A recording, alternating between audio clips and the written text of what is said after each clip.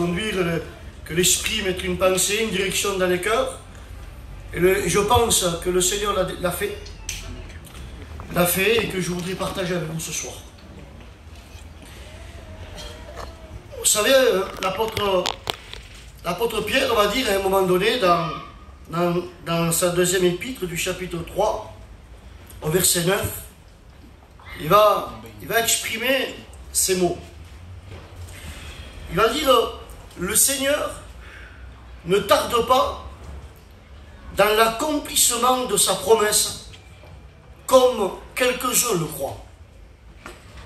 Mais il use de patience, ne voulant que personne périsse, mais que tous arrivent à la repentance. On voit que le souhait du Seigneur, c'est celui-là en réalité. Et si ce chapiteau est dressé, si l'évangile est annoncé, le désir de Dieu, c'est que tous les hommes soient sauvés, mais en parvenant à la connaissance de la vérité. Et je voudrais qu'on puisse comprendre à travers justement ce texte où il nous est dit que le Seigneur ne tarde pas dans l'accomplissement de sa promesse. Il est dit comme quelques-uns le croient, mais qu'il use de patience. Car le désir de Dieu, bien sûr, ce n'est pas que vous périssez, mais que vous recevez le salut par le moyen de la repentance et de la foi. Amen.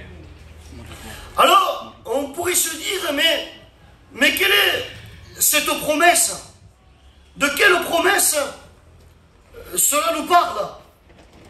Alors, je voudrais faire un rappel, parce que comprenez bien que quand Pierre va dire cela, il va parler du jugement à venir sur la terre.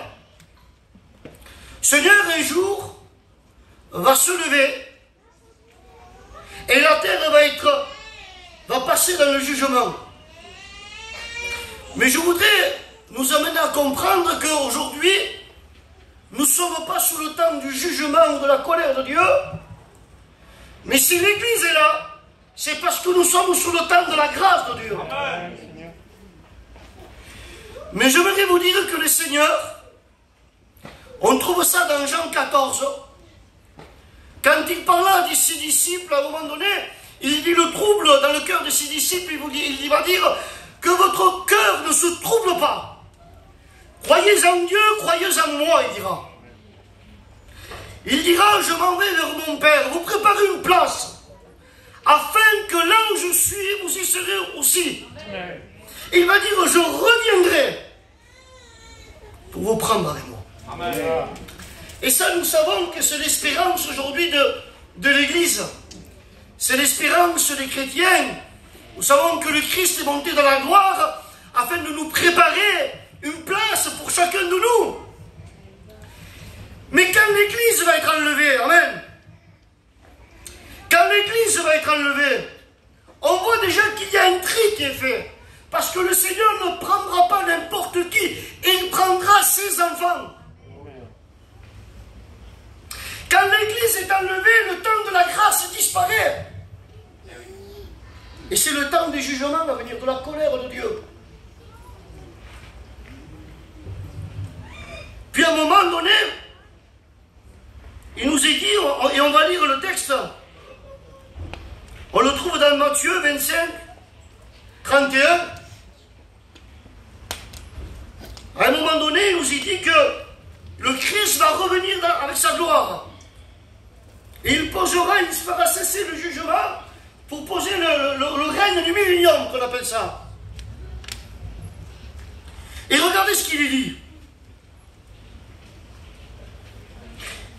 Il dit, lorsque le Fils de l'homme viendra dans sa gloire avec tous les anges, il s'assiera sur le trône de sa gloire. Toutes les nations seront assemblées devant lui. Et regardez, il séparera les uns d'avec les autres, comme le berger sépare les brebis d'avec les boucs. Et il mettra les brebis à sa droite et les boucs à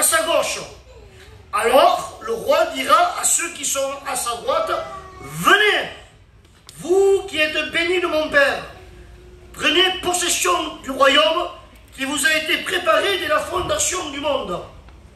Mais on va voir que pour les boucs, verset 46,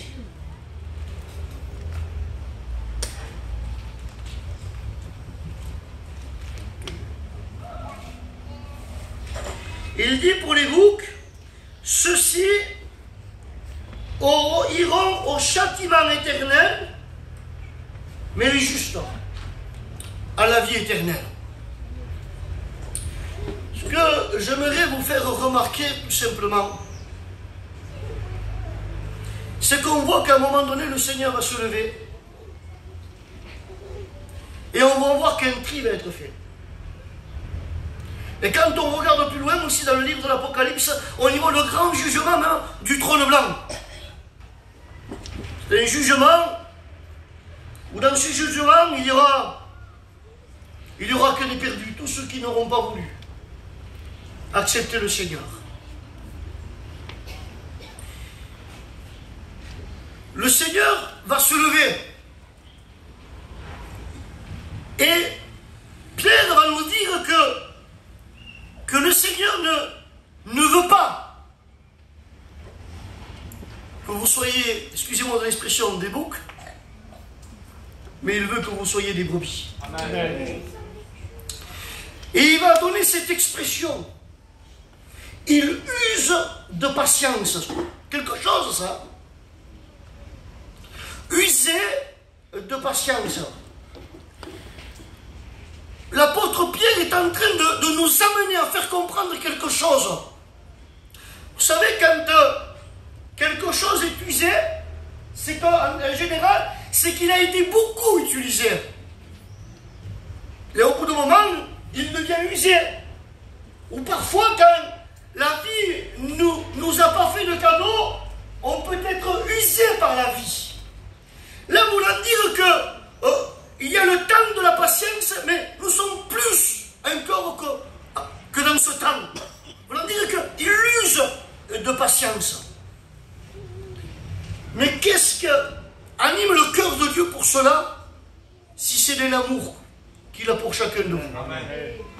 Mais ce que j'aimerais vous faire comprendre, c'est qu'un jour tout cela cessera. Vous voulez prier le Seigneur? Hein, on prie le Seigneur? Amen. On prie le Seigneur. On s'est posé. Ils ont posé cette question à Jésus, mais Seigneur, quand arrivera ce moment? Ce moment qu'on est en train de parler. Et Jésus va prendre un exemple. Et il va dire, ce qui arrivera du temps de Noé arrivera de même à l'avènement du Fils de l'homme. Et Jésus va continuer, il va dire, et de même il dit, que les hommes mangeaient, buvaient, se mariaient leurs enfants, il dit, mais à un moment donné, le déluge est venu. Ils ne se doutèrent de rien. Quand on regarde l'histoire justement de Noé, on connaît l'histoire de Noé, on va voir que devant l'Éternel, la terre était corrompue, elle était souillée, un temps de violence. Et à un moment donné, il y avait cet homme juste, intègre, que l'Éternel va voir et qui va lui donner comme mission, voilà Noé, construis-toi une arche, car les jours de l'homme ne seront que de 120 ans. Et puis Noé se mit à l'œuvre avec sa famille. Et il nous est dit que le temps est venu. Le temps est venu où Noé a dû rentrer dans l'arche. Quand on regarde la dimension de l'arche, c'est quelque chose d'assez grand. Une arche qui faisait dans les plus 115 mètres de longueur, pour 25 de largeur, 15 de hauteur. Pour Noé, il a fallu des années pour bâtir cela. Et pendant toutes ces années-là, qu'est-ce que faisait Noé? La Bible dira qu'il était le prédicateur de la justice, donc certainement il a dû témoigner au peuple de ce que l'Éternel lui avait dit. En réalité, c'est un peu semblable à nos réunions à nous. Pourquoi on bâtit les réunions? Pourquoi il y a des réunions? Mais pour tout simplement dire qu'aujourd'hui, il y a une arche qui peut te sauver. Et toutes les réunions qui sont là, et tous les coups où on dit repens-toi, où Jésus t'aime, ça représente un peu le temps de Noé, où avec son marteau, il devait taper dans les clous, et les bruits devaient retentir, et les témoins étaient là. Mais à un moment donné, l'Éternel a dit, Noé, entre dans l'arche. Alors Noé est entré dans l'arche. Mais ce qui m'a interpellé encore, c'est que la Bible nous dit que après que Noé avec sa famille, avec les animaux, sont rentrés dans l'arche, 7 jours après, l'Éternel a fermé la porte. Le Seigneur nous laisse entendre qu'un corps, malgré qu'il y avait tout préparé, que Noé était dans l'arche, mais la porte encore, comme si le Seigneur encore, comme disait Pierre, c'est comme s'il lui disait de patience encore. Vous pouvez toujours rentrer dans l'arche. Vous savez, le chiffre 7, dans la Bible, nous parle de la perfection. Et le Seigneur veut vous amener à rentrer dans la perfection. Mais si on ne rentre pas dans la perfection, le jugement de Dieu sera juste et véritable. On ne pourra rien revendiquer. Et l'Éternel avait laissé encore 7 jours la porte. Qu'une fois j'avais regardé quel était l'animal le plus lent. C'était le paresseux. Je ne sais pas, je crois qu'il pour faire 20 mètres, je crois qu'il faut 1 heure, si je me rappelle bien. C'est quelque chose qui choquant. Me dit, regardez le cœur de l'homme comme il est là, pour mettre sa foi en action et obéir à ce que Dieu veut. Un paresseux lui a passé devant. Le paresseux est rentré dans l'arche et l'homme est resté dehors. Dieu a usé de patience 7 jours de plus. Mais la Bible dit à un moment donné que la porte de l'arche, l'Éternel la ferma. Et le déluge a commencé à tomber. Et là, je m'imagine les gens qui ont dû se précipiter dans l'arche et taper dans l'arche. Et là, ils ont compris que le jugement viendrait. Et je voudrais vous éviter ce jour où le son de la trompette va retentir pour chercher son église, où vous viendrez au chapiteau tout paniqué, et que vous ne verrez plus de chrétiens, plus de pasteurs, plus de réunions, plus tout ça. C'est un peu ce que faisaient ces gens-là, quand ils tapaient dans l'arche. Mais Noé ne pouvait plus ouvrir, c'était trop tard. Et de la même manière, si aujourd'hui on est dans le temps que Dieu use de sa patience, mais au bout d'un moment, cette patience-là, elle va s'arrêter. Et ce sera trop tard après. On pourra pleurer, on pourra crier, on pourra faire ce qu'on veut nous, ce sera trop tard. Dieu ne se trompe pas quand il agit. Aujourd'hui, en réalité, ce que le Saint-Esprit, la direction qu'il m'amène, Dieu connaît toutes choses. Et certainement, Dieu ne me l'a pas montré, mais je suis sûr que si ça frappe au fond dans mon cœur, c'est qu'il y a des concernés au milieu de nous. Ce concerné qui veut dire combien de temps tu vas rester là sans aller plus loin. Combien de temps vas-tu te contenter de venir occuper une chaise sans aller plus loin? Le temps de ma patience prendra fin. Et ce sera trop tard. On ne pourra pas s'en prendre à Dieu, parce que les jugements de Dieu sont justes. Vous savez, à un moment donné, il nous dit que l'Éternel va, à travers Josué, va vouloir aller dans cette terre promise, mais devant eux, il va y avoir un problème. Il va y avoir la ville de Jéricho, quelque chose de terrible, une ville fortifiée. Mais dans cette ville de Jéricho, il y avait des choses horribles qui se passaient. Et cette ville de Jéricho devait être dévouée par interdit, par l'Éternel. Mais voilà, elle était imprenable. Et l'Éternel va parler à Josué, il va dire, voilà Josué, ce que tu vas faire. Tu vas prendre 7 sacrificateurs avec 7 trompettes. On y voit encore le chiffre 7. Et il dit, pendant 6 jours, tous les jours, tu feras un tour. Et le 7e jour, il dit, tu prendras toujours ces 7 sacrificateurs avec les 7 trompettes. Et puis ce jour-là, vous ferez 7 tours. Et au 7e tour, les sacrificateurs se mettront à sonner de la trompette et vous pousserez des cris.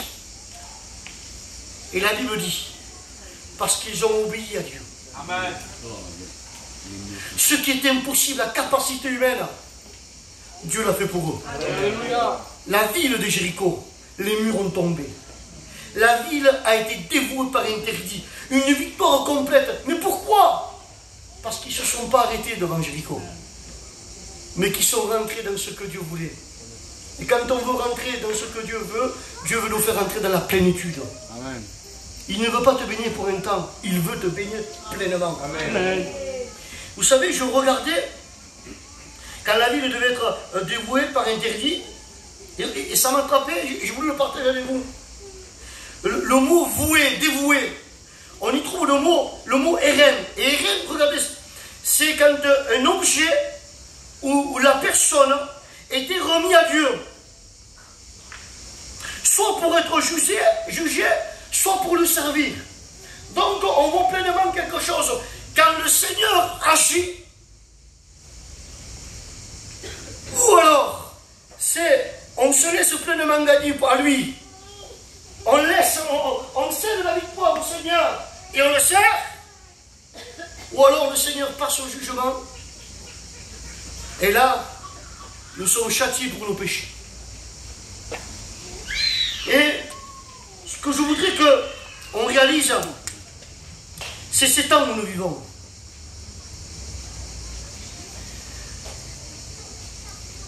Vous savez, quand, à un moment donné, il nous est dit qu'il y avait un homme, c'est des histoires que je répète, mais c'est pour mettre en évidence. Parce que je ne veux pas prêcher autre chose que ce qui est écrit. Amen. Je veux prêcher la Bible. Amen. Je ne veux pas créer une émotion dans nos sers. Parce qu'il faut que votre foi soit basée sur l'Écriture. Il faut qu'une conviction de péché soit créée par le Saint-Esprit et les Écritures, et non pas par une émotion. Une émotion ne durera pas. Un frisson, une larme ne change pas une personne. Mais une conviction de péché par le Saint-Esprit et les Écritures, c'est ça qui compte. Et la Bible nous dit justement qu'il y avait un homme. Certains le connaissent. Cet homme qui descendait de Jérusalem à Jéricho, cet homme qui à un moment donné a fait la folie de sortir de l'église pour aller dans le monde, on pourrait dire.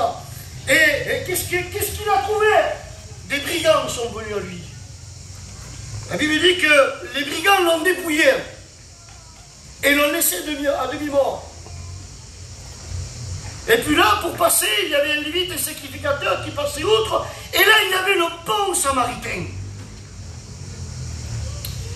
Bon samaritain nous imagine le Seigneur.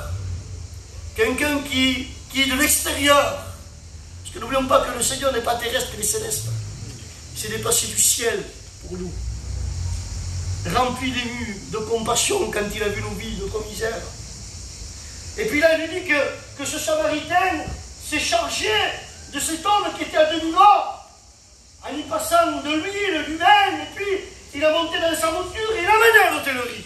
Et à l'hôtellerie, voilà qu'il lui dit comme ça à l'hôtelier de prendre soin de cet homme. Et écoutez bien, et il va dire, voilà 2 deniers. Et quand je reviendrai, s'il faut donner un peu plus, j'en donnerai. Et on sait une chose, c'est qu'un denier nous représente un salaire journalier de l'ouvrier à cette époque-là. Écoutez bien. Et nous savons que la Bible nous dit qu'aux yeux de Dieu, 1000 ans sont comme un jour. Quand donc on regarde que cet homme qui nous symbolise Jésus a donné 2 deniers, qui nous représentent 2 jours de travail.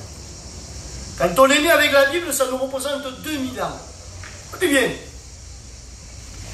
Et cet homme va dire, s'il y a quelque chose en plus, je donnerai. c'est ma pensée, c'est à moi. Moi, je pense que cet homme, s'il savait qu'il devait revenir plus tard, je pense qu'il irait donner 3 deniers, qu'il irait donner 4 deniers. Mais là, on voit que 2 deniers va venir. Il sait qu'il viendra juste après, certainement. Certainement.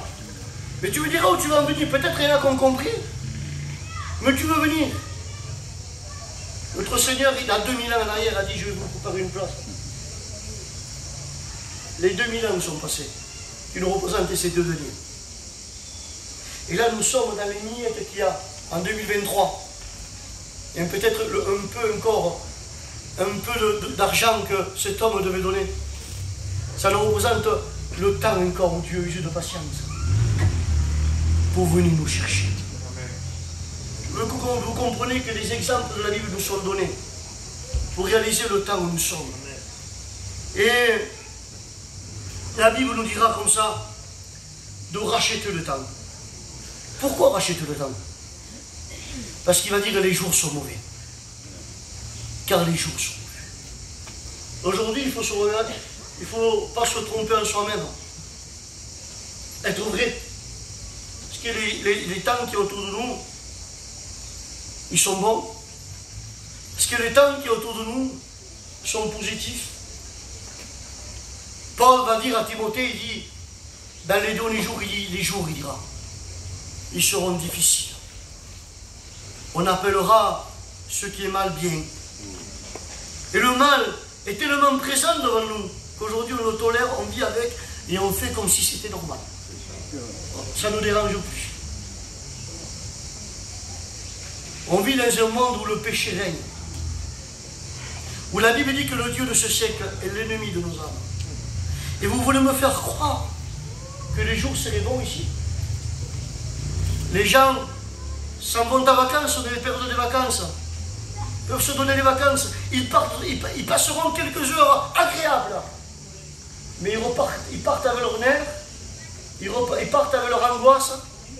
Ils partent avec leur insomnie. Ils reviennent angoissés, pleins de nerfs avec les insomnies. Les vacances ne les ont pas changées. L'ennemi est un menteur. La Bible dira comme ça, racheter le temps. Mais comment c'est possible de racheter le temps? C'est possible, quelque chose qui est passé, le temps d'hier il est passé, et c'est fini. Et comment on fera pour racheter le temps? Les fautes que j'ai faites, elles sont là devant moi, je ne peux pas les racheter. Mais la Bible dira que nous avons été rachetés à un grand prix.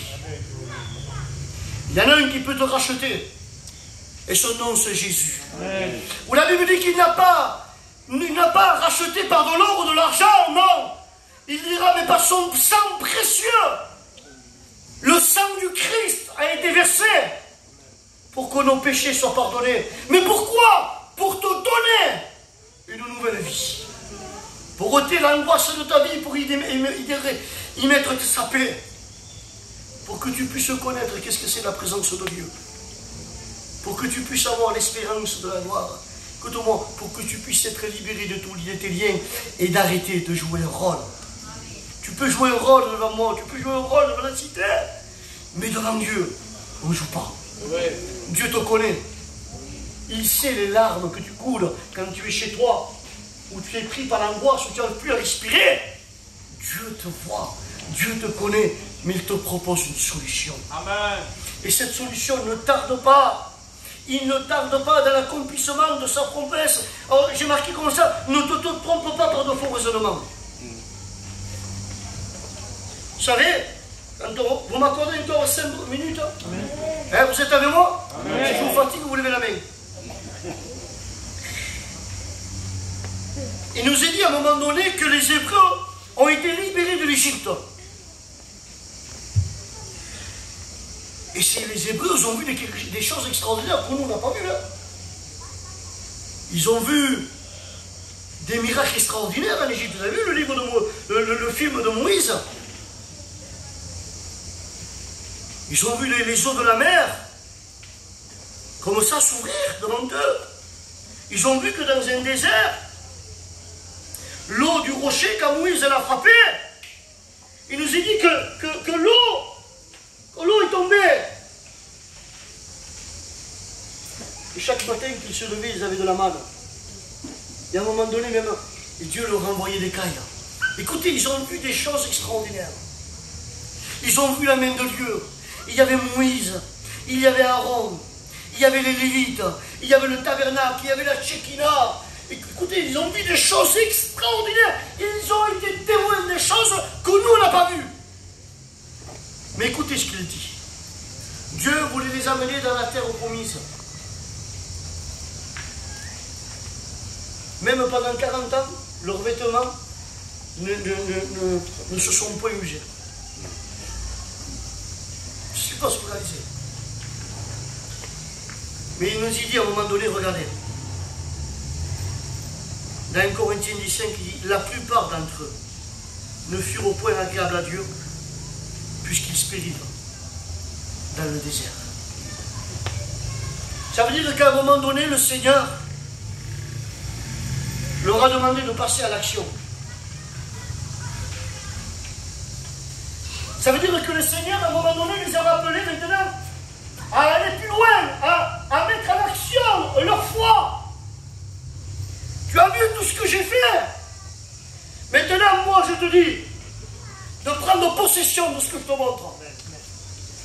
Le Seigneur, il me dit, tu viens à l'église, tu as fait des expériences, tu as versé des larmes, et tu sais que depuis que tu suis le Seigneur, il y a un changement dans ta vie, il y a un bien-être, amen, amen. Mais le Seigneur ne veut pas s'arrêter là, il ne veut pas que tu occupes simplement une chaise. Maintenant, il te dit, va plus loin.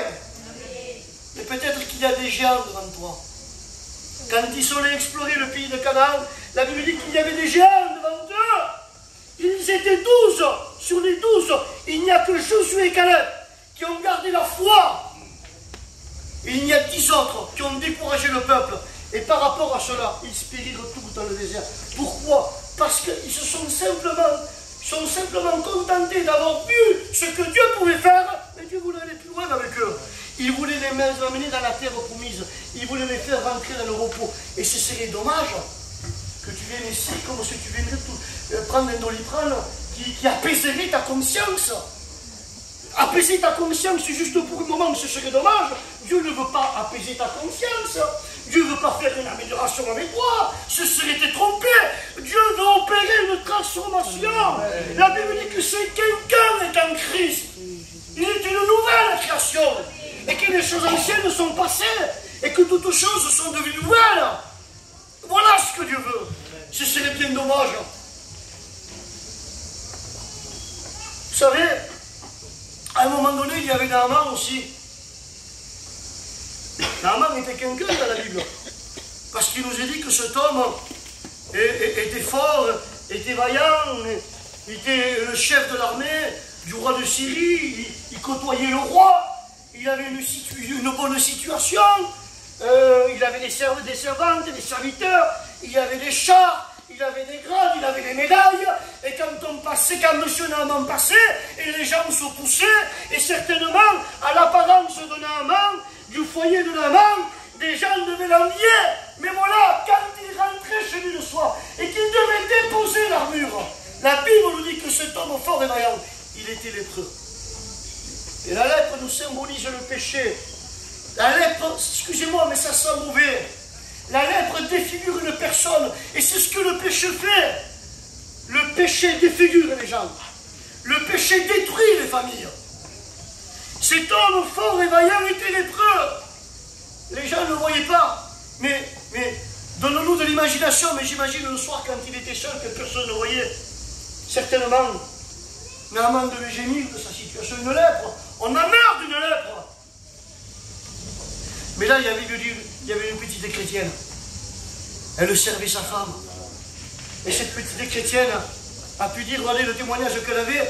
Elle dit, oh, si mon maître irait en Samarie, s'approcherait du prophète. Le prophète prierait pour lui.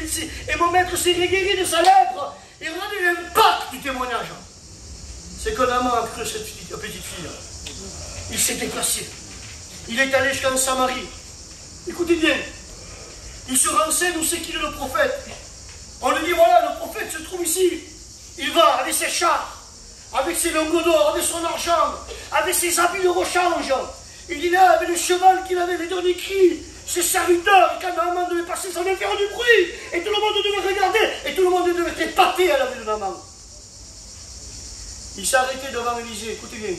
Élisée n'est même pas sorti. Élisée a envoyé ses serviteurs. Et il lui a dit, tu veux être guéri? Va dans le Jourdain, trempe-toi 7 fois, et tu seras guéri de ta lèpre. Et écoutez bien l'attitude de Naaman. Et là, une colère l'a pris. Vous l'en dites pour qui se prend? Je me déplace de Syrie. Il ne se déplace pas de chez lui pour venir me voir à moi. Naaman, je vais vous faire comprendre un peu. Naaman était venu à la bonne adresse. Il ne s'était pas trompé. Et peut-être ce soir, toi, tu ne t'es pas trompé. Tu es venu à la bonne adresse. Mais Dieu voit ton cœur. Mais dans quel état tu es venu à la bonne adresse? Est-ce que tu es venu à la bonne adresse, mais de la manière comme Naaman est venu? Excusez-moi, mais avec son orgueil, vous l'en dire, moi je ne me couvrirai pas. Même que je sens que le Saint-Esprit parle à ma vie, moi je ne me couvrirai pas, moi je ne me mulierai pas. Et puis à un moment donné, les serviteurs de Naaman se sont approchés de lui. Ils vont dire, mon maître, il dit, s'il t'aurait demandé quelque chose de difficile, tu ne l'aurais pas fait?